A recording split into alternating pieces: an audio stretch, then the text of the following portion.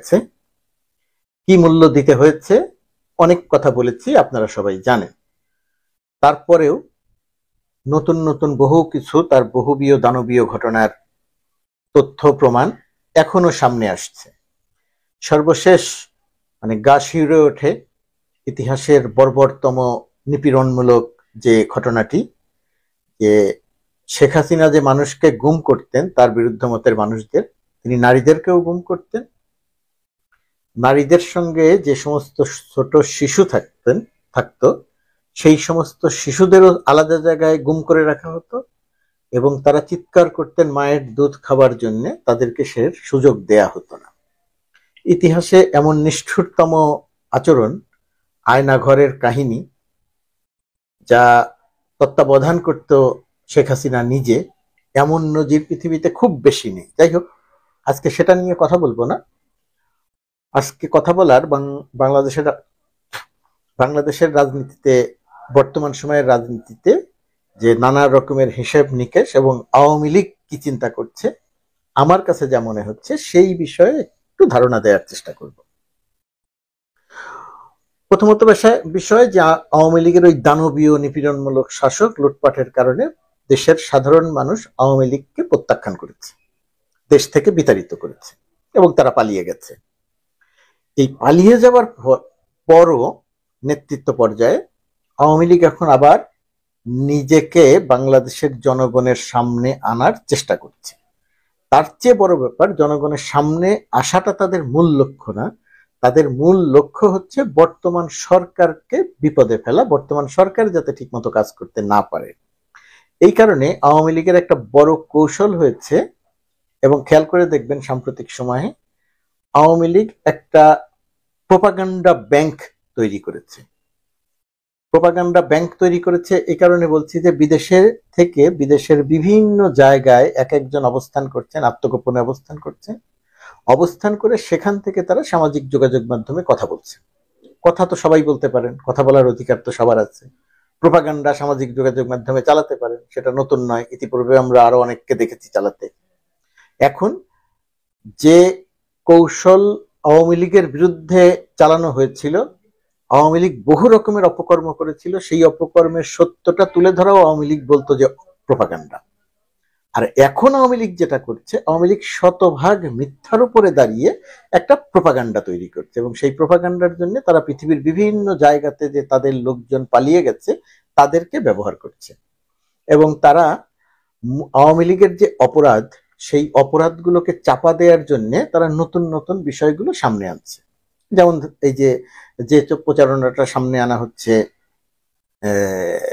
কত পুলিশ মারা গেছে, তারা প্রচার করছে যে 3000 পুলিশ মারা গেছে, 3000 পুলিশকে হত্যা করা হয়েছে। এটা কিন্তু একটা প্ল্যান্ড প্রোপাগান্ডা। এই প্ল্যান্ড প্রোপাগান্ডাটা চালানো হচ্ছে বিদেশের বিভিন্ন জায়গা থেকে। দেশে আবার তাদের কয়েকজন এজেন্ট আছে, তারাও কাছাকাছি মানের কথা বলছেন। তারা এমন ভাবে কথা বলছেন যাতে তাদেরকে ধরা না যায়। আর পৃথিবীর বিভিন্ন প্রান্ত থেকে যে প্রোপাগান্ডা চালানো হচ্ছে, সেই প্রোপাগান্ডাটা হচ্ছে একেবারে প্ল্যান রয়েছে প্রোপাগান্ডা, যে 3000 পুলিশ মারা গেছে, একই সঙ্গে 5-7 জন কথা বলছেন।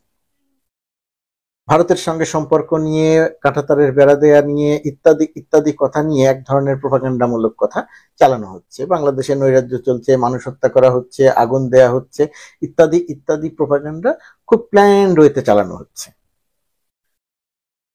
এই যে প্ল্যান রয়েছে চালানো হচ্ছে, এই চালানোর মধ্য দিয়ে আওয়ামী লীগ কি করতে চাইছে? এই প্রোপাগান্ডা চালানোর মধ্যে কিছু পরিচিত মুখ আছে, আর আছে কিছু আওয়ামী লীগের পরিচিত রাজনীতিবিদ, যাদের অপকর্মের কারণে এবং যাদের কথা বলার কারণে দেশের মানুষ সবচেয়ে বেশি ক্ষুব্ধ হয়েছে, বিরক্ত হয়েছে। সেই মানুষগুলোকে আওয়ামী লীগ এখন সামনে এনেছে। তার মানে হচ্ছে আওয়ামী লীগ দেশের মানুষ কি মনে করলো সেটা মূল বিষয় নয়। মূল বিষয়টি হচ্ছে এক নাগারে অনেকে মিলে প্রোপাগান্ডা চালাতে হবে যে দেশের অবস্থা খুব খারাপ, দেশের অর্থনীতির অবস্থা খারাপ, সরকার পারছে না, আওয়ামী লীগের উপরে দমন পীড়ন নিপীড়ন চলছে, পুলিশ হত্যা করা হয়েছে, সাধারণ মানুষ হত্যা করা হয়েছে, ইত্যাদি ইত্যাদি ইত্যাদি প্রোপাগান্ডা চালানো হচ্ছে। এখন এই প্রোপাগান্ডা মোকাবেলা করা যাবে কিভাবে, সেটা নিয়ে সরকারের বা বাংলাদেশে সরকার সংশ্লিষ্ট যারা আছেন তাদের কোনো পরিকল্পনা আছে কিনা সেটা একটা ব্যাপার, পরিকল্পনা আদৌ করার সুযোগ আছে কিনা সেটা একটা ব্যাপার।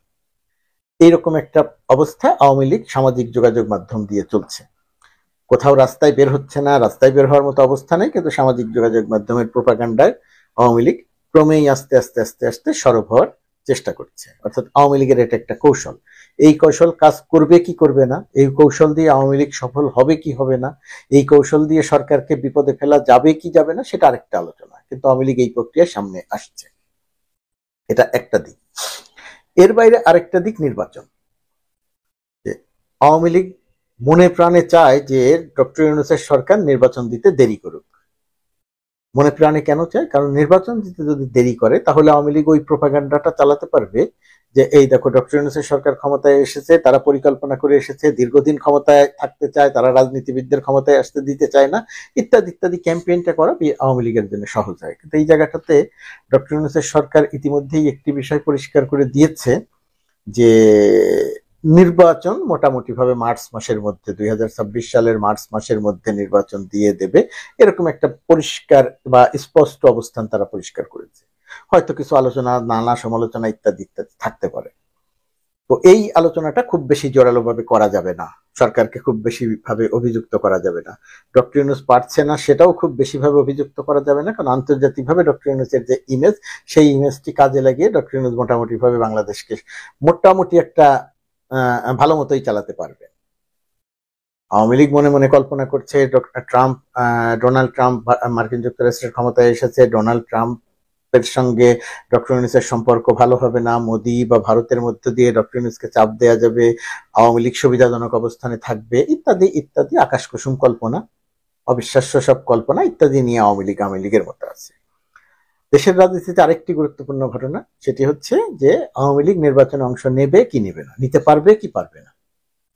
বাস্তবতা বলছে আওয়ামী লীগ যে কৌশলে সামনে অগ্রসর হচ্ছে, সেই কৌশলে আওয়ামী লীগের জন্য দেশের মানুষের সামনে এসে নির্বাচনে অংশ নেওয়া প্রায় অসম্ভব একটি ব্যাপার। শেখ হাসিনা সহ প্রধান নেতাদের নামে যে মামলা চলছে, বিচারিক প্রক্রিয়া চলছে আন্তর্জাতিক অপরাধ ট্রাইব্যুনালে, সেই বিচারিক প্রক্রিয়াটা আগামী 2, 3, 4 মাস 6 মাসের মধ্যে সম্পন্ন হবে, অনেক বিচার হবে।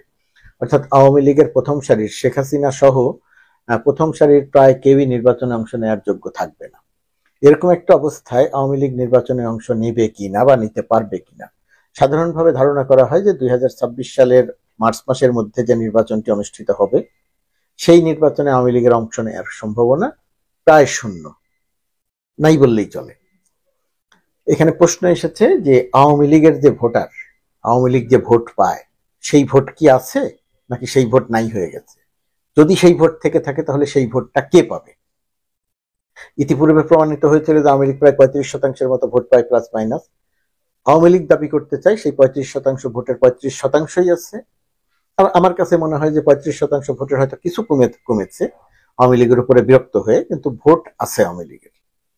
এখন প্রশ্ন হচ্ছে আগামী যে নির্বাচন, সেই নির্বাচনে যদি আওয়ামী লীগ অংশ না নেয়, বিএনপি অংশ নেবে, জামাত অংশ নেবে, অন্যান্য ছোট রাজনৈতিক দল জোট করে বা কোনোভাবে অংশ নেবে, বৈষম্য বিরোধী ছাত্র আন্দোলন, যাদের নেতৃত্বে শেখ হাসিনাকে বিতাড়িত করা গেছে, শেখ হাসিনার স্বৈরশাসনের অবসান ঘটানো গেছে, তারা রাজনৈতিক দল গঠন করবে, তারা হয় এককভাবে অথবা জোটের মাধ্যমে নির্বাচনে অংশ নেবে। এখন সেই নির্বাচনে একটা জটিল সমীকরণ তৈরি হচ্ছে বিএনপি এবং জামাতের মধ্যে। সেই বিএনপি এবং জামাতের মধ্যে যে আওয়ামী লীগ যদি নির্বাচনে অংশ নিতে না পারে এবং আওয়ামী লীগের ভোটাররা বা আওয়ামী লীগের যে ভোট আছে সেই ভোটটা তাহলে কে পাবে?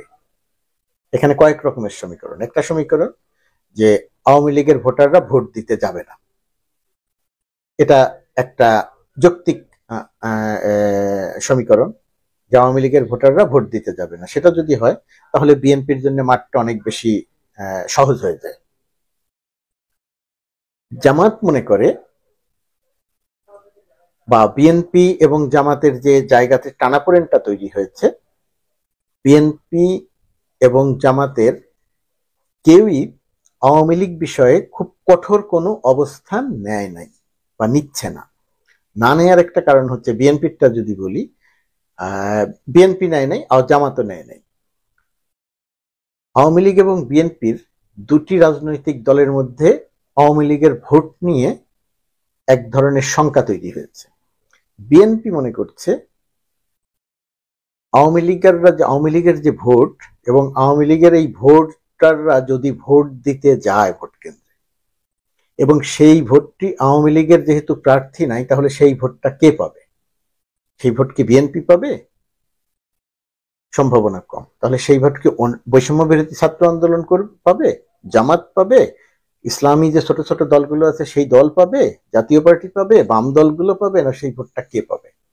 এই জায়গাটিতে জামাত শুরু থেকে একটা কৌশল নিয়েছে যে আওয়ামী লীগের প্রতি একটু সহানুভূতিশীল, আওয়ামী লীগ নির্বাচনে অংশ নিতে পারবে না, আওয়ামী লীগের বিচার করতে হবে, ইত্যাদি ইত্যাদি কথা। জামাত একটু তুলনামূলকভাবে আওয়ামী লীগের প্রতি একটা সহানুভূতিশীল আচরণ করছে। দেশের বিভিন্ন জায়গাতে যে জামাতের যে সমস্ত জায়গাতে অবস্থান আছে সেই সমস্ত জায়গাতে তারা আওয়ামী লীগের নেতা কর্মীদের শেল্টার দিচ্ছে। দুই একটি জায়গাতে খেয়াল করেছেন আওয়ামী লীগের নেতাকে গ্রেপ্তার করা হচ্ছে, তাকে ছাড়িয়ে আনার জন্য জামাত মিছিল করেছে। তাকে ছাড়িয়ে আনার জন্য জামাত মিছিল করেছে। তো এই যে ঘটনাগুলো, এই ঘটনাগুলোর মধ্যে দিয়ে জামাত যেটা মনে প্রাণে চাইছে যে আওয়ামী লীগ নির্বাচনে অংশ না নিক, আওয়ামী লীগের ভোটাররা ভোট দিতে যাক, এবং জামাত যেহেতু আওয়ামী লীগের প্রতি সহানুভূতিশীল আচরণ করছে বিভিন্ন জায়গাতে, সেই কারণে আওয়ামী লীগের ভোটটা জামাত পাক, বা জামাত মনে করে যে এইরকম সহানুভূতিশীল আচরণ করলে আওয়ামী লীগের কিছু ভোট জামাত পাবে, জামাতের ভোট আর আওয়ামী লীগের ভোট মিলিয়ে জামাত একটা শক্ত অবস্থানে চলে যেতে পারবে, মনে মনে ভাবে যে তারা ক্ষমতায়ও যেতে পারবে। আবার বিএনপির জন্য একটা শঙ্কা যে সত্যিই যদি আওয়ামী লীগের ভোটাররা ভোট দিতে যায় এবং তারা যদি সেই ভোটটা যদি জামাতকে দিয়ে দেয়, তাহলে তো জামাত অনেক ভোট পাবে, তাহলে বিএনপির জন্য পথটা অত সহজ থাকে না। সাধারণ হিসাবে আওয়ামী লীগের ভোট বিএনপির পাওয়ার কথা নয়, আওয়ামী লীগ বিএনপিকে ভোট দিবে না, আওয়ামী লীগ জামাতকে ভোট দিবে না, আওয়ামী লীগ অন্য কোনো রাজনৈতিক দলকে ভোট দিবে, সেমন কোনো রাজনৈতিক দলও দেশে নাই। তাহলে আওয়ামী লীগ একটা ভয় বিএনপির ভেতরে ঢুকেছে যে আওয়ামী লীগের সঙ্গে জামাতের কাছাকাছি অবস্থান তৈরি হচ্ছে বিভিন্নভাবে পর্দার অন্তরালে বলে বিএনপি মনে করে, এবং সেই কারণে আওয়ামী লীগ যদি রাজনৈতিকভাবে সিদ্ধান্ত নেয় যে আমরা যেহেতু নির্বাচন করতে পারছি না, সেই কারণে আওয়ামী লীগের ভোট জামাতকে দিতে হবে, আওয়ামী লীগ যদি নির্দেশনা তাদের ভোটারদের কাছে এইভাবে পাঠায়, এটা আপনার কাছে শুনতে খুবই খটকা লাগছে এবং আমার কথা শুনে মনে হবে যে এই লোক বলে কি। হ্যাঁ, সেটা আপনি বলতে পারেন, কিন্তু এর একটু যুক্তিটা মাথায় নেন। যুক্তিটা হচ্ছে আওয়ামী লীগ পতনের পরে আওয়ামী লীগ এবং ভারত মিলে একটা প্রোপাগান্ডা চালানো হচ্ছে যে বাংলাদেশে ইসলামিস্ট শক্তির অর্থাৎ মৌলবাদী শক্তির উত্থান ঘটেছে, মৌলবাদীরা ক্ষমতায় এসেছে, জামায়াত ক্ষমতায় এসেছে। ভারতের গণমাধ্যম, ভারতের রাজনীতিবিদদের দিকে তাকিয়ে দেখেন, তারা বলার চেষ্টা করছে ক্ষমতা দখল করে নিয়েছে জামাত ইসলামী, জামাত ইসলামী বাংলাদেশ চালাচ্ছে। এই প্রোপাগান্ডাকে বাস্তবে পরিণত করার জন্য আওয়ামী লীগ যদি সিদ্ধান্ত নেয় যে আওয়ামী লীগের ভোট জামাতকে দিবে, এটা প্রমাণ করা যে বাংলাদেশে মৌলবাদী শক্তির উত্থান ঘটেছে, জামাতের উত্থান ঘটেছে। রাজনীতিতে সবসময় এক আর এক যোগ করলে 2 হয় না, কখনো কখনো মাইনাস হয়, কখনো কখনো 2, 3, 4, 5, 6, 7 নানা কিছু হতে পারে। আমি যে কথা বলছি সেই কথাটা হবেই বলা যায় না, আমি বলছি রাজনীতিতে এরকম একটা হিসাব নিকাশ, মত দ্বিমত নানা কিছু চলছে। বিএনপির এটা একটা শঙ্কার জায়গা। আবার এর মাঝে জামাতের এবং বিএনপির আরেকটা শঙ্কার জায়গা তৈরি হয়েছে। বৈষম্য বিরোধী ছাত্র আন্দোলন যে দলটি করবে, এই দলটির সাংগঠনিক শক্তি হয়তো সারা দেশে সেভাবে নাই, কিন্তু এই দলটির প্রতি বা এই যে রাজনৈতিক দলটি তারা করবে, আন্দোলন করে তারা যেহেতু ত্যাগ স্বীকার করেছে এবং সাফল্য পেয়েছে, তাদের যে তরুণ নেতা, তাদের আবার সারা দেশের মানুষের কাছে একটা গ্রহণযোগ্যতা আছে। তারা যে রাজনৈতিক দল গঠন করবে, ধারণা করা হয় দেশের বহু জায়গাতেই তারা একটা শক্ত অবস্থান তৈরি করে ফেলতে পারবে ভোটের রাজনীতিতে। ভোটের রাজনীতিতে বহু ভোট তারা পেতে পারে। বৈষম্য বিরোধী ছাত্র আন্দোলনের কারণেই আওয়ামী লীগ বিতাড়িত হয়েছে। আওয়ামী লীগের ভেতরে মোটামুটি একটু চিন্তাশীল একটা শ্রেণী এই বৈষম্য বিরোধী ছাত্র আন্দোলনকেও ভোট দিতে পারে, কারণ তারাও আওয়ামী লীগের উপরে বিরক্ত ছিল। তারাও মনে করছিল, তারাও বিশ্বাস করে যে আওয়ামী লীগ দেশের সর্বনাশ করেছে। আওয়ামী লীগের সেই সর্বনাশ বিষয়ে আজকে আর কথা বললাম না। এর বাইরে বিএনপির ভোটটা ঠিক আছে, জাতীয় পার্টির বিভিন্ন এলাকাতে কিছু ভোট আছে, জামাতের অল্প কিছু ভোট আছে, ইসলামী দলগুলোর অঞ্চল ভিত্তিতে কিছু ভোট আছে, সারা দেশে ভোট নেই। তো তো এরকম একটা সমীকরণে, এরকম একটা অবস্থায় আওয়ামী লীগের ভোট একটা বড় হিসেবের মধ্যে এসেছে এবং একটা ফ্যাক্টর হিসেবে দেখা দিয়েছে। এত হিসেব নিকেশ করে ভোট সাধারণত হয় না, ভোটের হিসেব সবসময় কাজ করে না। মানুষ ভোট কেন্দ্রে যায় একেবারে কট্টর দলীয় ভোট ছাড়া একটু যারা স্বাধীনভাবে চিন্তা করে তারা ভোট দিতে গিয়েও অনেকে সিদ্ধান্ত পরিবর্তন করে। তার মানে বাংলাদেশের আগামী নির্বাচনটা খুব গুরুত্বপূর্ণ। গুরুত্বপূর্ণ হচ্ছে এই কারণে যে আমাদের এখানে যে নির্বাচনের ধারা শেখ হাসিনা তৈরি করে গিয়েছিল, যে নির্বাচন হয়ে যাবে, ফলাফল ঘোষণা হয়ে যাবে, বিজয়ী ঘোষণা করে হয়ে যাবে, কিন্তু সেই কারণে যে ভোট দিতে হতো, জনগণকে ভোট দিতে হবে না। আর ধারণা করা হয় যে আগামীতে যে নির্বাচনটি হবে সেটা 2000 মার্চ মাসের মধ্যে হওয়ার কথা, সেটা যে কোনো সময়ই হোক, সেই নির্বাচনটি হবে স্মরণকালের স্মরণীয় নির্বাচন, সুষ্ঠু, গ্রহণযোগ্য, নিরপেক্ষ নির্বাচন। এবং এই নির্বাচনটি করে ডক্টর ইউনূস ইতিহাসে স্মরণীয় হয়ে থাকবেন। তার মানেটা কি? সহজ মানেটা কি? সহজটা মানেটা হচ্ছে মানুষ ভোট কেন্দ্রে গিয়ে ভোট দিতে পারবে, তাকে ভয় ভীতি দেখিয়ে ভোট দেয়া থেকে বিরত রাখা যাবে না, সেরকম পরিবেশ দেশে থাকবে না।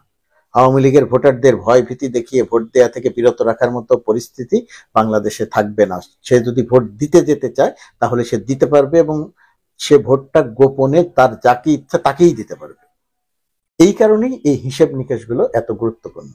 আওয়ামী লীগের বিষয়ে বিএনপির যে এক ধরনের দোদুল্যমান নীতি, আওয়ামী লীগের বিষয়ে জামাতের যে এক ধরনের সহানুভূতিশীল নীতি, সব কিছু হচ্ছে আওয়ামী লীগের ওই ভোটকে কেন্দ্র করে। আমার ধারণা আওয়ামী লীগ যে অপকর্ম করে গেছে, সেই অপকর্মের যদি সুষ্ঠু সঠিক বিচার বর্তমান সরকার এবং তারপরেও যদি সেইটা এগিয়ে নিয়ে যাওয়া না হয়, তাহলে বাংলাদেশের মানুষের স্বাধীন মত প্রকাশ, স্বাধীন চিন্তা, অর্থনৈতিক লুটপাট, মানুষ হত্যা, গুম খুন, কোনো সমস্যারই বাংলাদেশ থেকে একেবারে চলে যাবে না। যদি চলে যেতে হয় তাহলে আওয়ামী লীগের এই বড় যে অপরাধী চক্র, এই অপরাধী চক্রের বিচার করতে হবে। আর পরবর্তীতে যে সরকার আসবে, বিশেষ করে নির্বাচিত যে সরকার আসবে বাংলাদেশে, সেই নির্বাচিত সরকারকে অনেকগুলো সমস্যা মোকাবেলা করতে হবে। সেটা নিয়ে পরে আরেকদিন কথা বলবো, শুধু সংক্ষেপে বলি। তার সরকারকে সবচেয়ে বড় সমস্যা যেটা মোকাবেলা করতে হবে অর্থনৈতিক। অর্থনীতির অবস্থা খুবই করুণ করে রেখে গেছে আওয়ামী লীগ। ডক্টর ইউনূসের সরকার চেষ্টা করছে সেটাকে মোটামুটি ভাবে গোছাতে, কিন্তু নানা রকমের সংকট থেকে যাবে। এই অর্থনীতি একটা বড় সংকট আগামী নির্বাচিত সরকারের জন্য অপেক্ষা করছে। আর তার চেয়ে আরেকটা বড় সংকট অপেক্ষা করছে আওয়ামী লীগের যে পরিকল্পিত প্রপাগান্ডা। পরিকল্পিত প্রপাগান্ডা মানে ওই যে আওয়ামী লীগের সোশ্যাল মিডিয়ায় যারা প্রপাগান্ডা পরিচালনা করছে, দেশের ভেতরে কিছু আছে তারা যে সেই প্রপাগান্ডায় ওই দেশ বিদেশে যারা আছে তাদের সঙ্গে মিলিতভাবে প্রপাগান্ডা চালাচ্ছেন। পার্শ্ববর্তী ভারতীয় মিডিয়া একটা বড় ফ্যাক্টর হয়ে কাজ করবে। অর্থাৎ সবকিছু মিলিয়ে আগামীতে যে নির্বাচিত সরকারটি আসবে তার একই সঙ্গে জাতীয় এবং আন্তর্জাতিক এবং আঞ্চলিক রাজনীতি মোকাবেলা করতে হবে, প্রতিকূলতা মোকাবেলা করতে হবে, অর্থনৈতিক সংকট মোকাবেলা করতে হবে, পরিকল্পিত আওয়ামী প্রপাগান্ডাকে মোকাবেলা করতে হবে, সোশ্যাল মিডিয়ার প্রপাগান্ডাকে মোকাবেলা করতে হবে। এই সোশ্যাল মিডিয়ার প্রপাগান্ডা কিভাবে মোকাবেলা করবে? যা জোর জুলুম হুমকি ধমক দিয়ে হবে না, বুদ্ধিমত্তা দিয়ে মোকাবেলা করতে হবে, একটা শক্তিশালী বুদ্ধিভিত্তিক চর্চার মাধ্যমে মোকাবেলা করতে হবে। সেটার জন্য একটা বিশেষ পরিকল্পনা দরকার হবে বলে আমার ধারণা। সেটা বাংলাদেশের কোন রাজনৈতিক দলের বা সম্ভাব্য যারা ক্ষমতায় আসবেন তাদের আছে বলে আমি অন্তত জানি না। সেটা যদি না করে তাহলে সুষ্ঠু এবং স্বাভাবিকভাবে দেশ পরিচালনা করাটা নির্বাচিত যে সরকার আসবে সেই সরকারের জন্য খুবই কঠিন হবে। প্রতি মুহূর্তে তাকে বিভিন্ন রকমের চ্যালেঞ্জ মোকাবেলা করতে হবে, যেটার জন্য তার প্রস্তুতি ছিল না, এরকম একটা পরিস্থিতি